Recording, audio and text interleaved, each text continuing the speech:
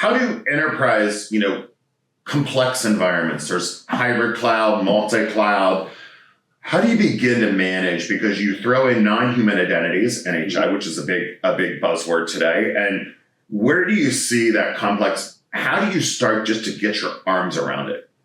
Well, NHI or non-human identities or machine identities, whatever the company wants to call it or the industry wants to call it these days, it's been around for a while. I mean, it's always been a challenge as well. Well, we do like to change the buzzwords in cybersecurity many times. We do, but non-human identity is now kind of covers the full spectrum.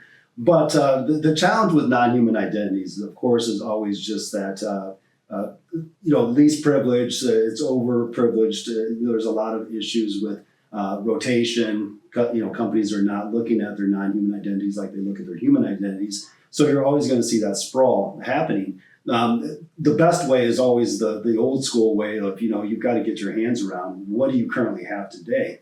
Don't let technology kind of drive that. What's your business processes? Do you need 1,000 human or non-human identities? Scale that back, figure out where you're at from a baseline assessment, and then start to figure out what your processes are, your policies are against that, and then start to use tools to help you align that better for the future. So you're always going to have a problem with that unless you get your arms around it.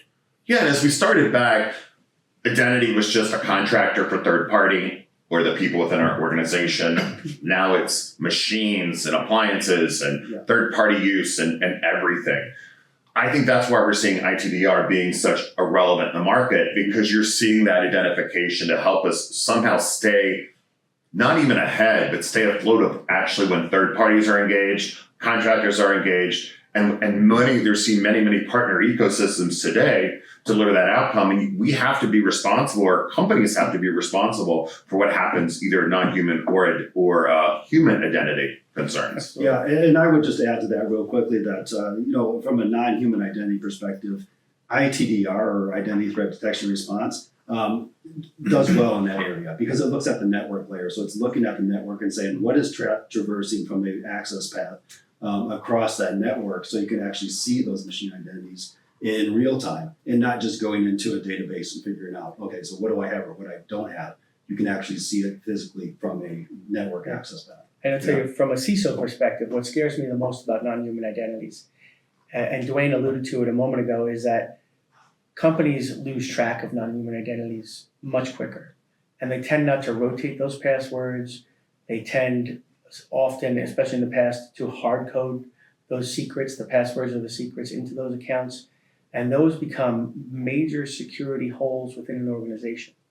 So there are great tools out there. There are great mechanisms to manage those now. They've been around for a while, but organizations tend to have ignored them.